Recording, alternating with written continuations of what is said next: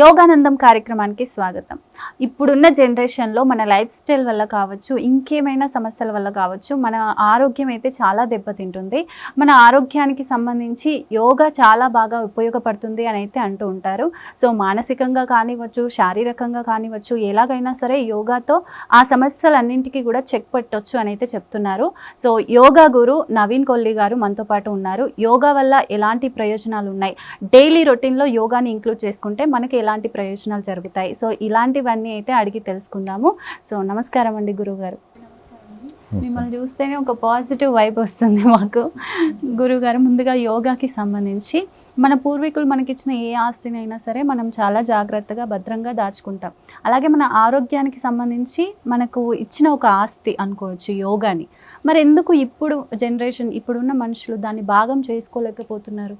Okay, దీన్ని రెండు రకాలు చూడొచ్చండి. ఒకటి ఏంటంటే, మీరు ఒక ఇచ్చిన ఆస్తిగా అన్నారు కదా, ఎప్పుడైనా సరే మనిషి మనసు ఒక మెటీరియల్ వరల్డ్లో ఎక్కువ అట్రాక్షన్ అవుతుంటుంది.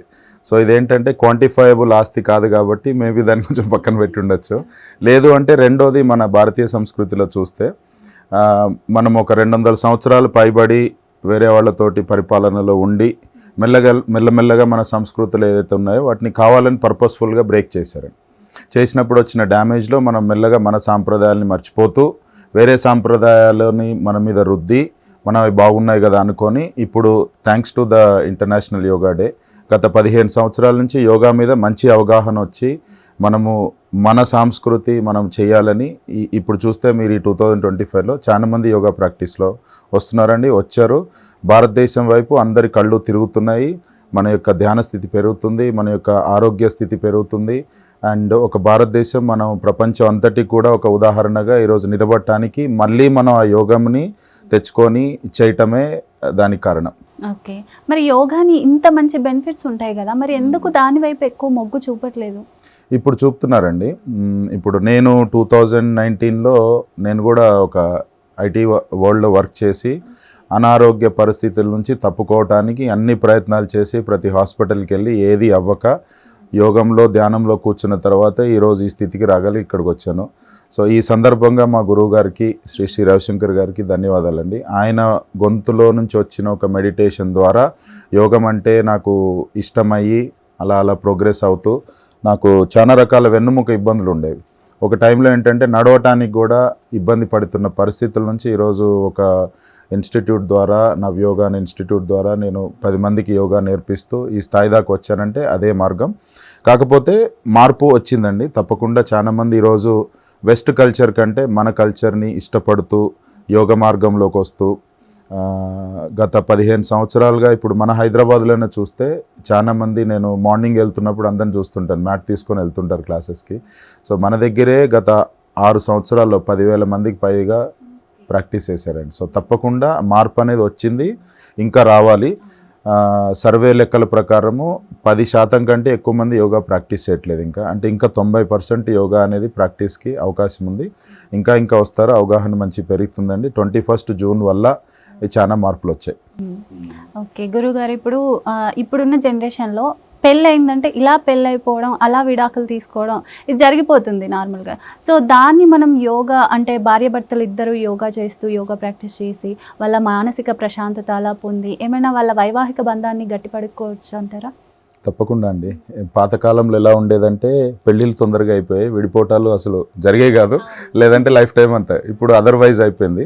పెళ్ళి మాత్రం చాలా లేట్గా చేసుకుంటున్నాము, విడిపోవటానికి వచ్చేసరికి నెంబర్ ఆఫ్ కేసెస్ కూడా చూస్తున్నాము. సో యోగ మార్గం వల్ల ఒక మెయిన్ బెనిఫిట్ ఏంటంటే, ఫస్ట్ మనల్ని ప్యూరిఫై చేసుకుంటామని. ఒక మనిషి ఎప్పుడైతే అవతల సిచ్యువేషన్ కూడా అర్థం చేసుకోగలిగే స్థితికి వస్తాడో, వచ్చినప్పుడు అసలు మనకి ఇబ్బందులే రావు. సో ఇది చెప్తారు చూసారా, మీ వ్యూ నా వ్యూ పై వ్యూ అని. సో అలా చూడగలిగిన స్థితికి వచ్చినప్పుడు మనము ఈ రోజుల్లో ఉన్న కాంపిటేటివ్ వరల్డ్కి ఎవరికి ఏం చెప్పుకుందామన్నా ఎవరు వినటానికి లేరు.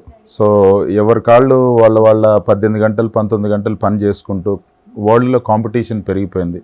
1 గంట సేపు మనం కనుక యోగా మ్యాట్ మీద కూర్చొని మన శరీరము, మన శ్వాస, మన మనసు మీద ఫోకస్ చేస్తే అసలు ఆ బంధము ఒక ఎంత గట్టిపడే అవకాశం ఉంటుందంటేనండి, రిలేషన్షిప్స్ ఆ ఒక్కటే కాదు, ఇంకా చుట్టుపక్కల పరిస్థితుల్లో రిలేషన్షిప్స్ పెరుగుతాయి. బేసిక్గా ఏంటంటే మన యొక్క చుట్టుపక్కల వైబ్స్ని క్లియర్ చేసుకుంటాం. ఏదైతే స్ట్రెస్ క్యారీ చేసుకున్నామో అవన్నీ క్లియర్ అయినప్పుడు, మన ఆరా క్లెన్స్ అయినప్పుడు మనం ఎప్పుడు కూడా పాజిటివిటీని అట్రాక్ట్ చేస్తుంటాం. సో ఆ పాజిటివిటీ అట్రాక్ట్ చేసినప్పుడు obviously there is no question of negativity. ఇప్పుడు ఎవరి మనిషి జీవితంలో అయినా చిన్న చిన్నవి తప్పులు అనేవి కామన్గా జరుగుతాయి. అందుకే మనకి దేవుడు ఒక 100 సంవత్సరాల జీవితం ఇచ్చి నేర్చుకొని మనం మళ్ళీ వెళ్తే ఆయన ఏం నేర్చుకున్నా చూసి మళ్ళీ మనని పంపిస్తారు. అలా ఇప్పుడు కామన్గా జరిగే తప్పుల్ని పక్కన పెడుతూ ఎలా ఒక గ్రోత్ అవ్వాలి అని రావటానికి డెఫినెట్గా ఒక గంట సేపు రోజు శరీరము, శ్వాస, మనసు ప్రతి ఒక్కళ్ళు దీన్ని కంపల్సరీగా ఫోకస్ పెట్టాలండి. భార్యాభర్తలనే కాదు, ఇంట్లో అందరూ కూడా యోగా చేయాలి. యోగా వల్ల ఏమవుతుందంటే యూనిటీ వస్తుందండి, మనసులన్నీ కలిసిపోతుంటాయి. ఇప్పుడు మా క్లాస్లో ఒక 100 మందితో ధ్యానం చేయించామనుకోండి, ఆ 100 మనసులన్నీ కూడా ఒక మనసు అయిపోతాయి. అయిపోయి ఆ యొక్క మనసు హయ్యర్ కాన్షియస్నెస్ తోటి కలిసినప్పుడు అసలు మనిషికి విభేదాలు ఉండవు. కమ్యూనికేషన్ అంతా కూడా సైలెంట్గా జరుగుతుంది. మనం ఎక్కువ మాట్లాడకుండా కళ్ళ చూపుతోటి జరగచ్చు, మన యొక్క బాడీ లాంగ్వేజ్ తోటి జరగచ్చు. అలాంటప్పుడు ఇంకా ఎక్కడ ఉన్నాయండి విభేదాలు, అంతా శాంతంగా ఉంటుంది. యాంగర్ ఇష్యూస్ని ఎలా మేనేజ్ చేయొచ్చు? 100% అండి. లైక్ టీవీలో మాట్లాడుతున్నాను, ఓపెన్గా చెప్పాలి కాబట్టి నా యొక్క ఏదైతే ఎక్స్పీరియన్స్ ఉందో, నాకు గత 15 సంవత్సరాల క్రితం ఒక యాంగర్ అంటే తెలియకుండా వచ్చేసేది, రైట్. సో అలాంటిది ఈరోజు కొన్ని సందర్భాలు, సిచ్యువేషన్ చూస్తే నేనేనా అసలు ఆ రోజు అలా ఉండి ఈరోజు ఇలా ఉంది అనేది. సో బేసిక్గా మనకు ఓపిక పెరుగుతుందండి. యాంగర్ అనేది బేసిక్గా ఏంటంటే మనలో వచ్చే ఎమోషన్. సో 3 రకాలుగా ఉంటుంది యాంగర్. ఒకటి ఏంటంటే అది వచ్చిన తర్వాత మనం దాని మీద యాక్ట్ అయ్యి అరే ఇలా అయిపోయిందని జీవితాంతం రిగ్రెట్గా, గిల్ట్గా ఫీల్ అవటం ఒకటి. రెండోది యాంగర్ వస్తుంది, ఈ సందర్భంలో నాకు రావచ్చు అని తెలుసుకోవటం ఒక మంచి విజయం. మూడోది అది వస్తుంది ఆ సందర్భంలో, ఆ సందర్భాన్ని అవాయిడ్ చేయటం హైయెస్ట్ ఆఫ్ ఆల్. సో ఏంటంటే మనకు తెలియక యాంగర్లో ఇరుక్కుపోతుంటాం, మనం స్టక్ అయిపోతుంటాము, కాట్ అప్ అవుతాము. దాంట్లోంచి బయటపడటానికి కొన్ని సంవత్సరాలు పట్టవచ్చు, ఒక జీవితమే పట్టవచ్చు. సో యాంగర్ అనేది ఒక రిక్వైర్డ్ ఎమోషన్. దాన్ని ఎక్కడ వాడాలో, ఎంత పాళ్ళల్లో వాడాలో అంతే వాడాలి. యాంగర్ లేకపోవటం కూడా మంచిది కాదు. ఎక్కడైతే అవసరమో అక్కడ. ఇప్పుడు పిల్లలు ఉన్నారు ఇంట్లో, వాళ్ళకి కొంచెం కోపంగా చెప్తాము, కానీ లోపల మనసులో ఏముంటుందంటే మన పిల్లలు బాగుపడాలి, ఏదో మార్పులు రావాలని చెప్తుంటాం. అటువంటి సందర్భంలో ఓకే, కోపం వచ్చినా దానికి అంటుకోకుండా ఉండగలగాలి. అన్అటాచ్డ్ అండ్ డిటాచ్డ్ అంటారు. సో ఇక్కడ యోగా మార్గంలో ఉన్నప్పుడు ఏమవుతుందంటే మన యొక్క శ్వాస కానీ, మనతోటి మనం కలవటం కానీ, మన యొక్క లోపల కాన్షియస్నెస్ పెరిగినప్పుడు మనం చూసే దృష్టి మారుతుందండి.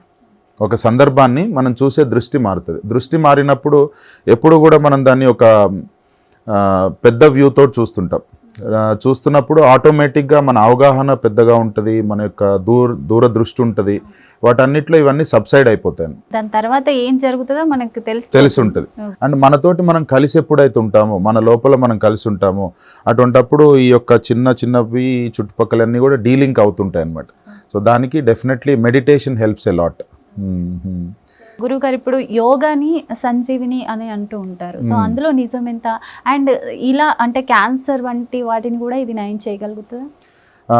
ఇది సబ్జెక్టివ్ టు కరెక్షన్ అండి. దేర్ ఆర్ మెనీ అంటే ఏమంటారంటే స్టడీస్ ఉన్నాయి ఆల్రెడీ. మనకి ఎంతోమంది యోగ మార్గంలో ప్రాక్టీస్ చేస్తూ, ధ్యానం చేస్తూ కొన్ని టెక్నిక్స్ నేర్చుకొని, ఫర్ ఎగ్జాంపుల్ నేను చెప్పాలంటే మా గురువుగారు ఈ హ్యాపీనెస్ ప్రోగ్రామ్ అని ఉంటుంది, అందులో సుదర్శన్ క్రియ అని నేర్పిస్తారు. అది 3 రోజుల ప్రోగ్రామ్ ఉంటుంది, కొన్ని 6 రోజుల ప్రోగ్రామ్ ఉంటుంది. అలా సుదర్శన్ క్రియ రెగ్యులర్గా ప్రాక్టీస్ చేసేవాళ్ళు కూడా ఆ యొక్క క్యాన్సర్ స్థితి నుంచి బయటపడి వాళ్ళ యొక్క రెగ్యులర్ మెడికేషన్ నుంచి కూడా తగ్గించుకున్న వాళ్ళు చాలా స్టడీస్ ఉన్నాయి. సో చాలామంది దీంట్లో పిహెచ్డి కూడా చేశారు. ధ్యానం చేసినప్పుడు మనిషి శరీరంలో సెల్ లెవెల్ నుంచి ఎటువంటి మార్పులు వస్తున్నాయని. తప్పకుండా యోగ మార్గంలో ఫలితాలు మల్టీఫోల్డెడ్ ఉంటాయండి. సో కాకపోతే దాన్ని స్టడీగా, కన్సిస్టెన్సీగా చేస్తూ వెళ్తుండాలి. సంజీవిని అన్నారు చూసారా, అంటే ఏంటంటే ఏ రోగానికైనా సరే ఒక సమాధానం దొరికేది. సో యోగాని 2 రకాలుగా చూడొచ్చండి. ఒకటి ఏంటంటే ప్రివెన్షన్, అంటే మనకి రాకముందే మనం ప్రాక్టీస్లో ఉంటే అసలు అది మన దగ్గరికి కూడా రాదు. రెండోది క్యూర్ అనేది ఏమవుతుందంటే యోగా ఒక న్యాచురల్ విధానం కాబట్టి కొంచెం టైం పడుతుంది. సో క్యూర్ అన్నప్పుడు క్యూర్ అవుతుంది, కాకపోతే అందరికీ ఏంటంటే ఎంత యంగ్గా స్టార్ట్ చేస్తే అంత బెటర్.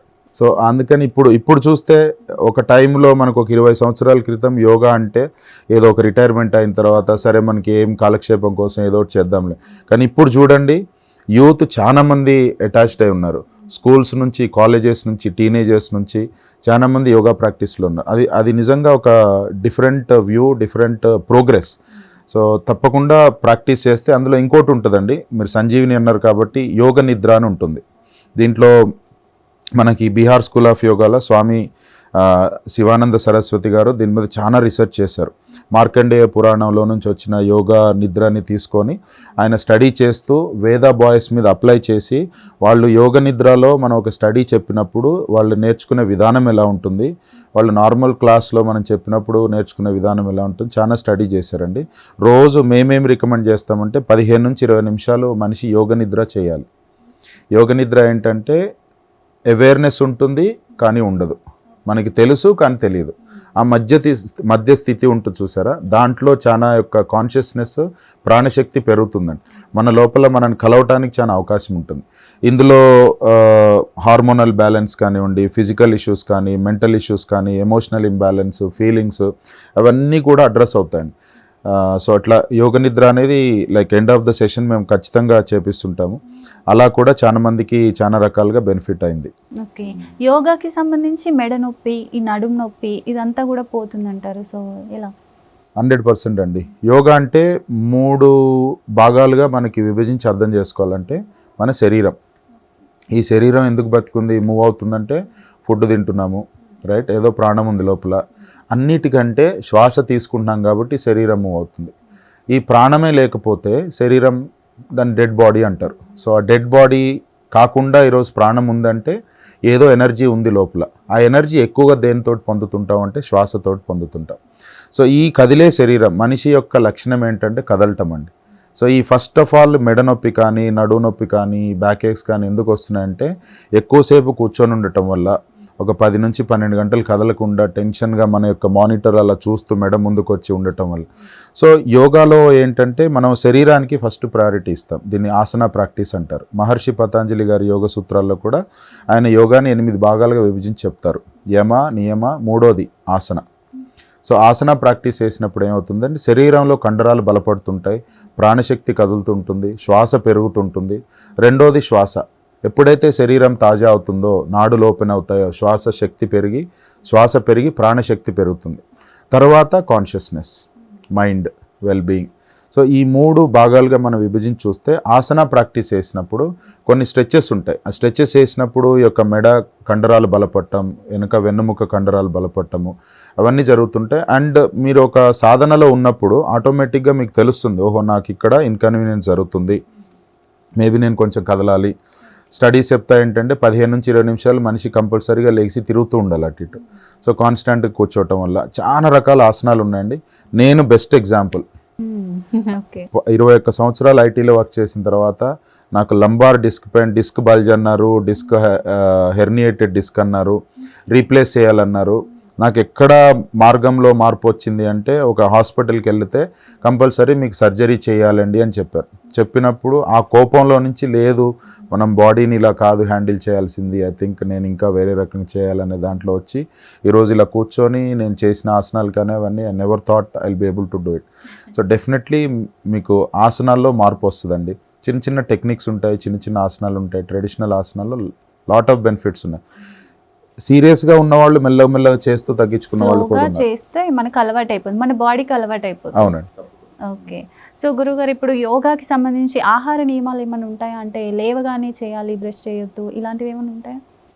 చాలా ఉంటాయండి. అంటే ఇది ఎలానంటే ఇప్పుడు మనం 23 గంటలు ఎలా అయినా ఉంటాము, సరే గంట ప్రాక్టీస్ చేస్తున్నాం అంటే వర్క్ అవ్వదండి. సో కాబట్టి కొన్ని నియమాలతో ఉండటం చాలా బెటర్. సో ఆహార నియమాలు అన్నారు. ఇప్పుడు హిందీలో అంటారు చూసారా, జైసే అన్ వైసే మన్ అని. మన శరీరం కానీ మన మనసు కానీ మనం ఏం తీసుకుంటుంటామో అది దాన్ని బట్టి తయారవుతుంటుంది. సో మన యొక్క మనిషి జీవితంలో చూస్తే మనం చేసేది ఏ కర్తవ్యమైనా సరే, ఏ కర్మ కార్యక్రమం అయినా సరే, మన ఏ యాక్టివిటీ అయినా సరే, ఈ పొట్ట యొక్క ఆకలి నింపుకోవటం ఇది ఒక పెద్ద అగ్నిగుండం. దాంట్లో మనం ఏం వేస్తామో దాంట్లోంచి వచ్చే ఫలితాన్ని బట్టి మనం అన్నీ తయారవుతుంటాయి, శరీరం కానీ మనసు కానీ.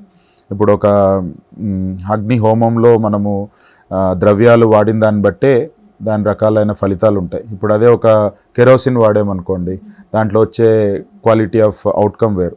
సో అలానే మనం ఎంత క్వాలిటీ ఆఫ్ ఫుడ్ తీసుకున్నాం అనేది ఇంపార్టెంట్, ఎలా తీసుకున్నాం, ఎప్పుడు తీసుకున్నాం అని ఇంపార్టెంట్. సో ఇందులో యోగాలో మేమేం చెప్తామంటే ఏదైతే మీకు లోకల్గా అవైలబుల్ ఉంటుందో, మీ కుటుంబానికి సంబంధించినట్టు ఏదైతే మీకు ఈజీగా చేయగలరో, ఎందుకంటే ఇప్పుడు 5గురు ఉన్నప్పుడు 5గురికి వేరువేరుగా తయారు చేయాలంటే కూడా కుదరదు. సో కొన్ని రోజులు ట్రై చేస్తాం, ఫెయిల్ అవుతాము, అవ్వదులేని వదిలేస్తాం. సో ఎప్పుడు తినాలి, ఎలా తినాలి అంతవరకు చూసుకున్నా సరిపోతుంది. సో మార్నింగ్ మీరు అన్నారు, మేమైతే బ్రష్ కూడా చేయకుండా వాటర్ తాగమంటాం. కొన్ని రోజులు ఇబ్బంది పడతారు, అదేంటండి మాకు చిన్నప్పటి నుంచి బ్రష్ చేసుకోమని నేర్పించారు, మీరేం వాటర్ తాగమంటారు.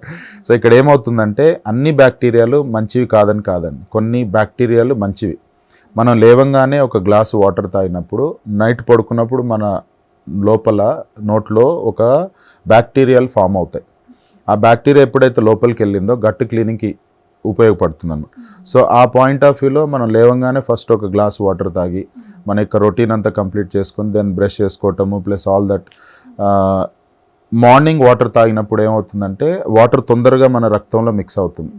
సో తర్వాత ఒక 1 అవర్ 1.5 అవర్ గ్యాప్ తీసుకొని బ్రేక్ఫాస్ట్ చేసుకున్నాక సూర్యుడు మన నడినెత్తి మీద ఉన్నప్పుడు కనుక మనం భోజనం చేయగలిగితే అండ్ సూర్యాస్తమయం లోపల మనం భోజనం చేయగలిగితే మనకి ఏ రోగం కూడా ఈ శరీరానికి అంటుకోలేదండి. సో ఆహార నియమాలు కంపల్సరీ పాటించాలి. ఇంకా అందులో అంటే ఇది ఒక సబ్జెక్ట్, యాక్చువల్గా చాలా పెద్ద సబ్జెక్టు. ఏం తినాలి, మళ్ళీ ఏం తినకూడదు, కాంబినేషన్స్ ఏంటి చాలా ఉంటాయి. కానీ సింపుల్గా చెప్పాలంటే టైము, ఎలా తినాలి, కొద్దిసేపు కూర్చొని ప్రశాంతంగా, ఇప్పుడు ఫోన్ మాట్లాడుతున్నావు, ల్యాప్టాప్ మీద వర్క్ చేస్తుంటున్నావు, కడుపు నిండొచ్చు కానీ దానివల్ల ఫలితం రాదు. సో ఒక 15-20 నిమిషాలు పక్కకు వచ్చి ప్రశాంతంగా కూర్చొని భోజనం చేసినప్పుడు ఏంటంటే మనకు కూడా కాన్షియస్నెస్ ఉంటుంది. ఓహో ఇక్కడ నుంచి ఇక్కడ కమ్యూనికేషన్ ఏర్పడుతుంది, సరిపోయింది. లేదంటే it is a on going activity. అందుకనే ఓవర్ వెయిట్ అంటున్నారు ఇప్పుడు. దాన్ని చూస్తూ మనం ఎంత తింటున్నామో తెలియదు, వంట పట్టదు అంటారు చూసారా, అలా. ఓకే గురుగారు, ఇప్పుడు పంచకర్మ చికిత్స అని అంటూ ఉంటారు కదా, సో అది ఎలా చేస్తారు అండ్ ఏ టైంలో చేస్తారు, ఎప్పుడు అవసరం పడుతుంది? పంచకర్మ ట్రీట్మెంట్ అనేది ఆయుర్వేదంలో ఒక ముఖ్య భాగం అండి. అది ఎవరైనా చేయించుకోవచ్చు. జనరల్గా నేనైతే కొంతమందికి రికమెండ్ కూడా చేస్తుంటాను.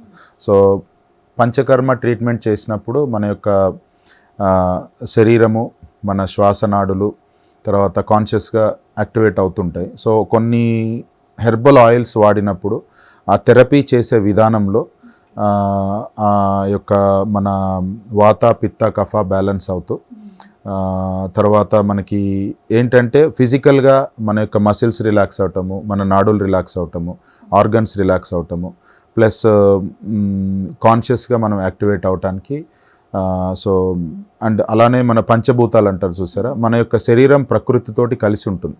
ఆ పంచభూతాలతోటి మన కనెక్ట్ అవటానికి పంచకర్మ ఒక డీటాక్సింగ్ ప్రాసెస్. అది ఎవరైనా చేయించుకోవచ్చు అండి. అంటే నేను ఆయుర్వేద డాక్టర్ని కాను, కాకపోతే ఏంటంటే జనరల్గా పంచకర్మ ఈజ్ రికమెండెడ్, నార్మల్గా ఎవరైనా చేయించుకోవచ్చు. కాకపోతే ఎవరైనా ఇష్యూ ఉన్నప్పుడు డాక్టర్ గారి దగ్గరికి వెళ్ళినప్పుడు వాళ్ళ ట్రీట్మెంట్ ఎలా కావాలి ఏంటనేది రికమెండ్ చేస్తుంటారు. బట్ 3 నెలలకు ఒకసారి పంచకర్మ చేయించుకోవడం చాలా మంచిది. ఓకే, సో యోగాకి సంబంధించి మనకు సెంటర్ పాయింట్ చక్రాస్ అని అంటూ ఉంటారు కదా, సో అవి అంటే ఏంటి, దానికి యోగాకి ఏంటి ఇంటర్లింక్? ఓకే, మంచి ప్రశ్న అడిగారు. చక్రాలు అంటే ఏంటంటే సింపుల్గా చెప్పాలంటే వీల్ అండి. ఒక వీల్ అనేది ఫ్రంట్కి తిరగచ్చు, బ్యాక్ తిరగచ్చు. సో నేను దీన్ని ఒక మంచి కాన్వర్జేషన్ తోటి స్టార్ట్ చేస్తాను. అలానే స్వామి శివానంద సరస్వతి గారు అని చెప్పాను కదా, ఆయన ఒకసారి ఫారెన్ వెళ్ళినప్పుడు ఒక డాక్టర్ గారికి ఈయనకి కాన్వర్జేషన్ జరుగుతుంది. సో ఈయన యోగా లాంగ్వేజ్లో మాట్లాడుతున్నారు. డాక్టర్ గారు ఒక ప్రశ్న అడిగారు, అసలు ఏంటండి చక్రాలు ఎక్కడ ఉంటాయి శరీరంలో అంటే, ఆయన వెన్నుముక మీద ఇలా ఉంటాయి. సో డాక్టర్ గారు అడిగారు ఏంటంటే చూపించండి ఒకసారి అన్నప్పుడు ఈయన ఏమంటారంటే, ఆయన డిసైపుల్కి ఒక ఆయనకి ఒక రేడియో తీసుకొని రమ్మంటారు. సరే రేడియో తీసుకొని వచ్చిన తర్వాత రేడియోని ట్యూన్ చేస్తారనమాట. ఒక ఫ్రీక్వెన్సీలో ట్యూన్ చేస్తే వాయిస్ క్లియర్గా వస్తుంటుంది. అప్పుడు ఆ డాక్టర్ గారిని అడుగుతారు ఏంటంటే, మీకు వినిపిస్తుందండి అని. వినిపిస్తుందండి అని. మనిషి ఎక్కడున్నారు, లోపలైతే లేరు కదా, ఎక్కడో ఉండి మాట్లాడితే మనకి ఆ ఫ్రీక్వెన్సీ కనెక్ట్ అయినప్పుడు ఆ ఫ్రీక్వెన్సీ ద్వారా వాళ్ళ యొక్క మాట, ఉద్దేశం, భావం అనేది మనకి ఈజీగా అర్థమవుతుంది. సో మన శరీరంలో చాలా చక్రాలు ఉంటాయండి. అందులో 7 చక్రాలు మనకి చాలా ఇంపార్టెంట్. అవన్నీ కూడా మన వెన్నుముకలో ఉంటాయి. ముందు నుంచి స్టార్ట్ అవుతాయి, శరీరం ముందు నుంచి స్టార్ట్ అవుతాయి. దీన్ని క్షేత్రం అంటారు ముందు పాయింట్ని. తర్వాత ఎండ్ అయ్యేది మన యొక్క వెన్నుముకలో ఎండ్ అవుతుంటాయి అన్నమాట.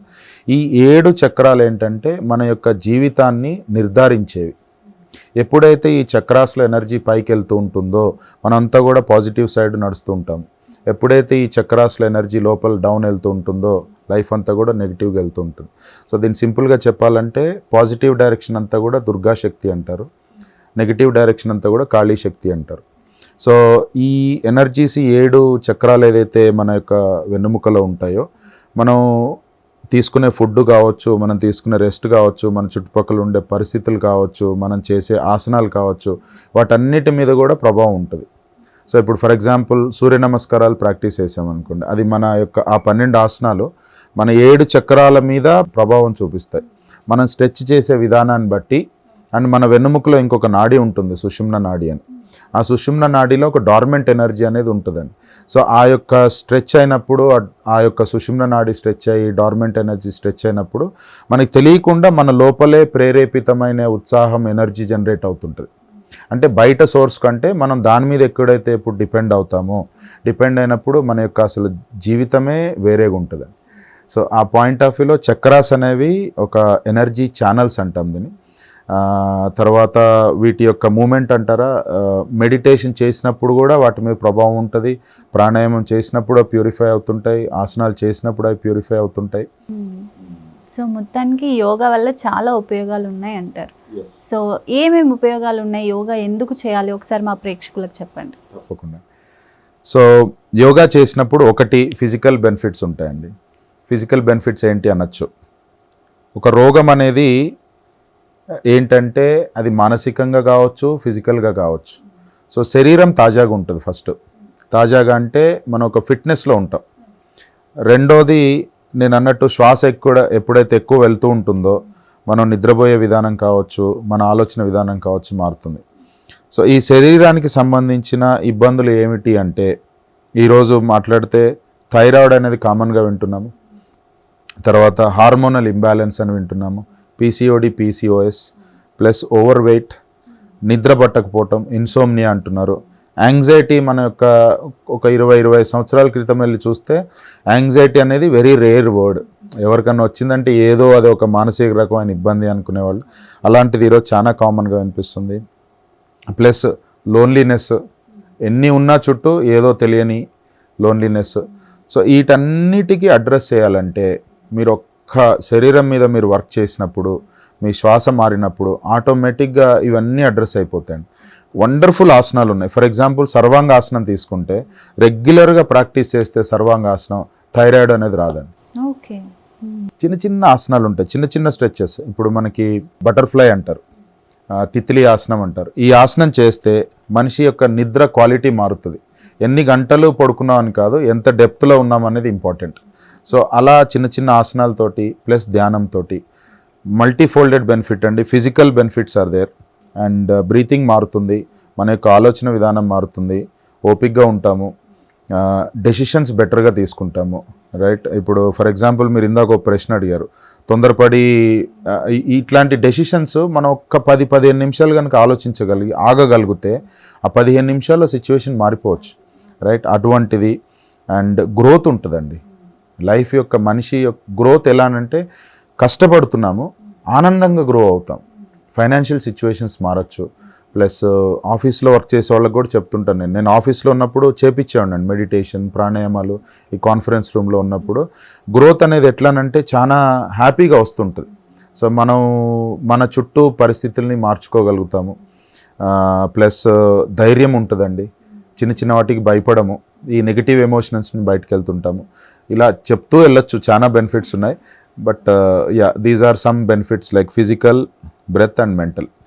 థ్యాంక్ యూ సో మచ్ అండి. థ్యాంక్ యూ సో మచ్ గురుగారు. సో చూసారు కదా, యోగాకి సంబంధించి చాలా చాలా చాలా బెనిఫిట్స్ ఉంటాయి. సో యోగాని మీరు కూడా అంటే చిన్నగా మెల్లగా స్టార్ట్ చేస్తూ ఉండండి. యోగాని ప్రాక్టీస్ చేయండి. మంచిగా మన ఆరోగ్యం కోసం మనమే ముందడుగు వేయాలి. సో యోగాని తప్పకుండా ప్రాక్టీస్ చేయండి అని కోరుకుంటున్నాము. Thank you so much.